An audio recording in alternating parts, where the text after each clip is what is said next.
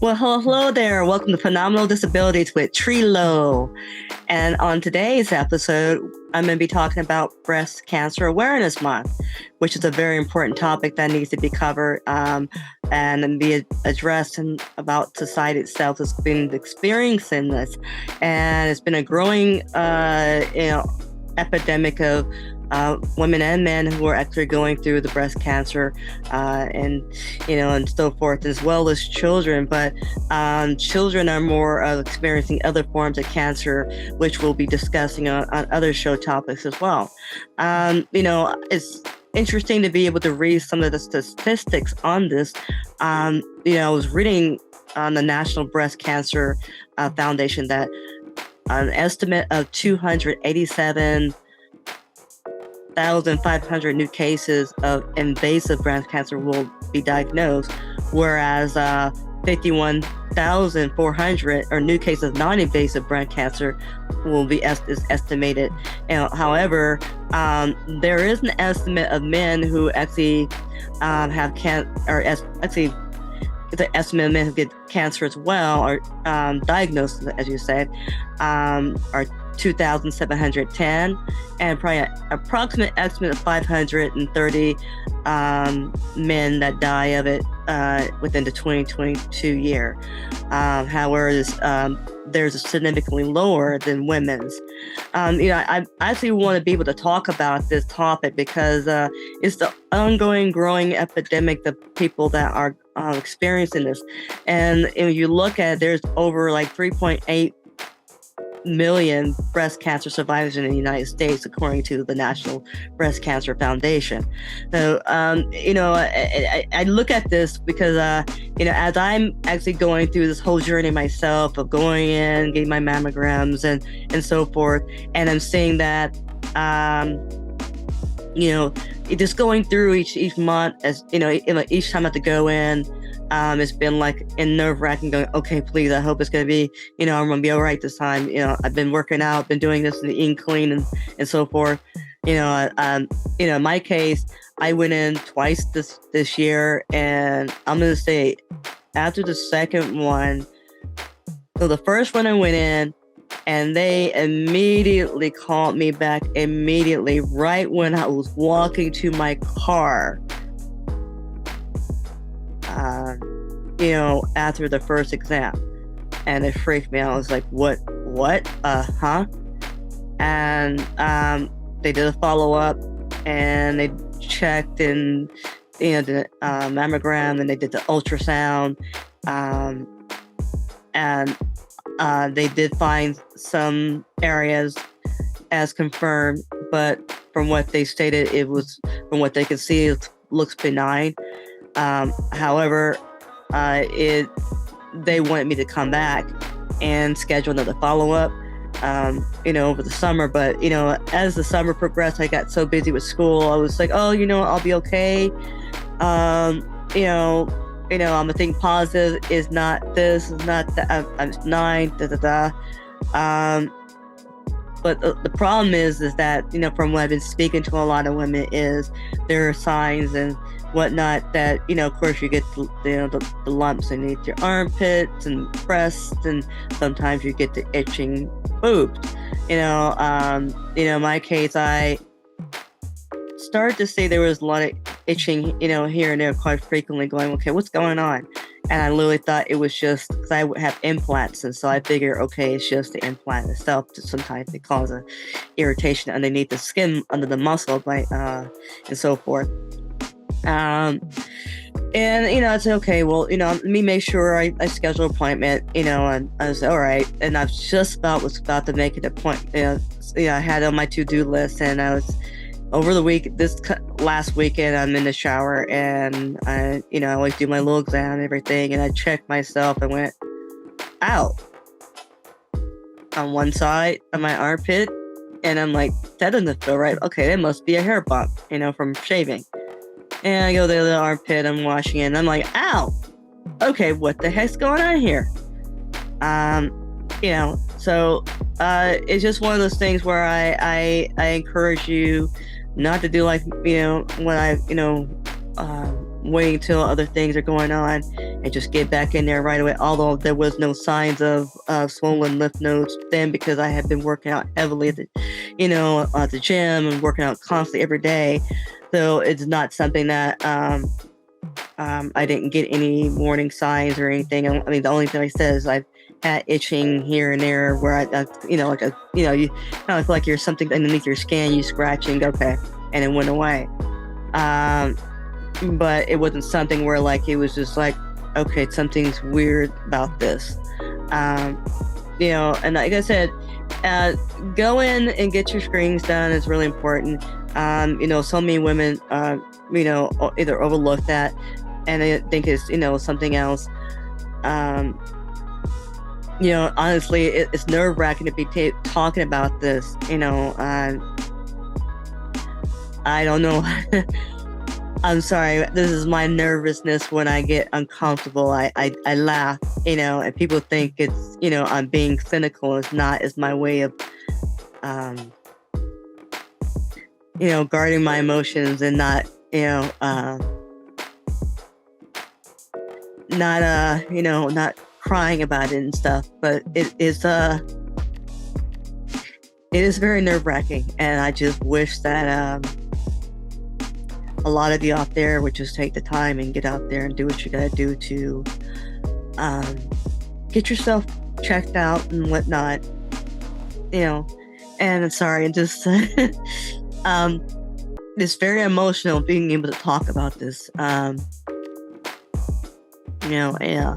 So, like I said, I want as many people that I can to be able to come on the show and talk about this. And not only that, talk about all the resources that that's out there, because it's really, really important. And support groups and stuff, because not a lot of us have family that are there to help us go through this whole journey. Yeah, and it's just one of those things you don't. Sometimes you do, sometimes they don't, and some, like I said, sometimes family members are exhausted going through the journey because maybe another family member had cancer and it runs in the family. I don't know. There's so many factors. There's so many, and there's families that are very supportive that are there. But however, I would like to be able to have a lot of you come on the show on both sides of the fence and be able to talk about this subject and your journeys and navigating through it. It doesn't matter if you have family members or yourself who's a survivor, or someone who in your family didn't make it out from this, but you're able to talk about this as a healing method and being able to tell the world, hey, look, this is what I'm doing now. I'm still advocating for the survivors that are still here in this world, the people who have not been diagnosed yet, and trying to get people to keep, eating clean and taking care of themselves and stuff. But yeah, and like I said, this is one of those things that I want you all to be able to feel comfortable talking about this subject. Like you can see, I'm still many of my guests, I know I do a dual when I do a podcast, and I do, a live video chat. But for a lot of my low vision impaired guests, I have my colorful brown and yellow and black hair wrap on, and I'm wearing a black t-shirt on. I have my Phenomenal Disabilities behind me with the right of me, or left of me, and the right of me I have my I would say the Breast Cancer Awareness Month pink heart. So like I said again, all of you who are out there, feel free to come on board and talk about this subject, because it's going to be a very interesting talk for the whole entire month of October.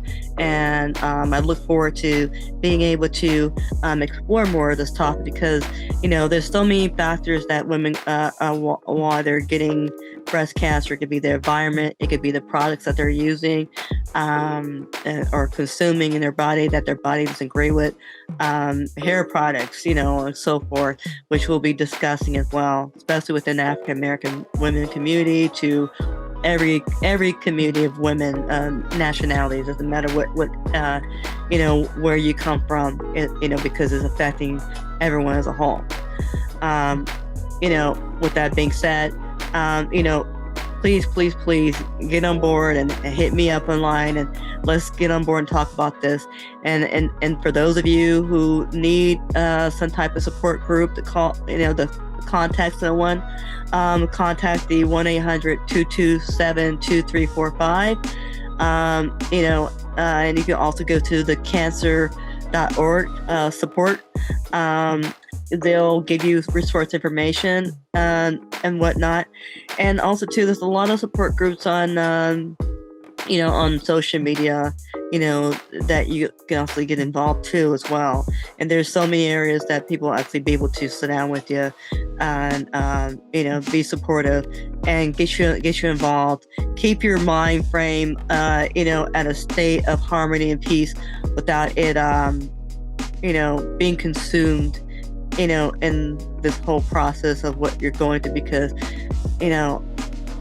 I know that I have family that went through cancer, friends that went through cancer, and it's not an easy journey because of the experiences of the chemo and so forth, and some didn't make it out on the other side, and others did, and that's why it says it's really important that as a community we need to work together, stick together, because this is a growing epidemic, and we need to really help each other through this whole process and journey. Like I said, it's one of these things that I will continue working on and stay passionate with as much as I can, and while I'm going through this journey myself, and there may be moments in my journey where I may end up documenting this journey and stuff, and it's just a process. Sorry about that. Just like my little phone there, it likes to ring when I'm in a meeting and stuff. But I just want to be able to go through this whole journey with everybody and just talk to you about what's available, what we can do to be supportive of others, to be allies to others, and just remember that even though you're not affected by it, now just be mindful that of this, so you're not affected with it down the future, and so you know what to look for.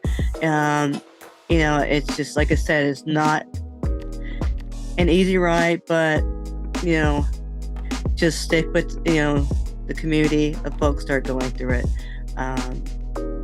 So, and again, this is Lowe with Phenomenal Disabilities. I'm sorry this is a short segment, but I wanted to be able to give you a quick overview of what I'll be talking about this whole entire month of October.